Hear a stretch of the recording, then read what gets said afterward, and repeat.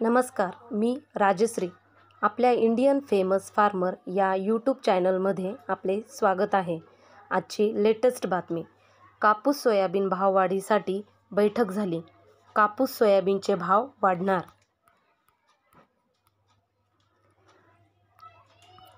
कापूस आणि सोयाबीनच्या भाववाढीसाठी शेतकऱ्यांच्या वतीने केलेल्या अन्नत्याग आंदोलनानंतर मुंबई येथे रविकांत तुपकर, राज्याचे उपमुख्यमंत्री देवेंद्र फडणवीस तसेच पियुष गोयल यांची चर्चा झाली.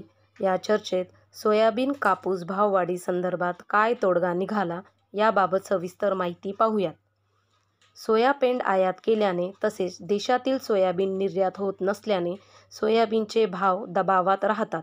त्यामुळे सोयाबीन आयात करू नये, सोयाबीन परदेशात निर्यात करावे तसेच तेलावरील आयात शुल्क 30% करावे तरच सोयाबीनच्या भावात सुधारणा होईल, अशी मागणी रविकांत तुपकर यांनी केली.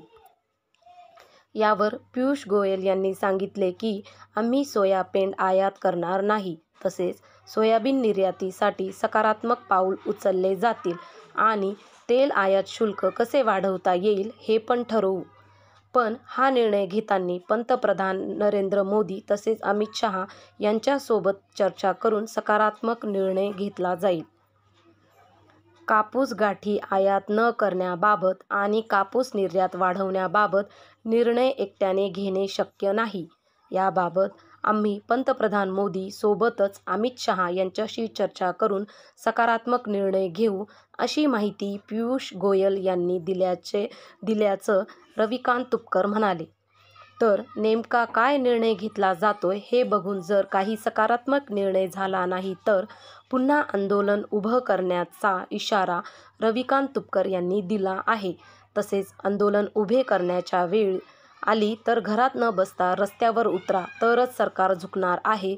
त्यामुळे आंदोलनात सहभागी व्हा, असे रविकांत तुपकर म्हणाले. पावसाच्या खंडामुळे यंदा कापूस आणि सोयाबीनच्या उत्पादनात प्रचंड घट आली आणि आता चांगला भावही मिळत नसल्याने शेतकऱ्यांचा खर्चही फिटायला तयार नाही. यामुळे सोयाबीनला 8,000 तर कापसाला 12,000 रुपये भाव देण्यात यावा, अशी मागणी शेतकऱ्यांच्या वतीने रविकांत तुपकर यांनी केली होती.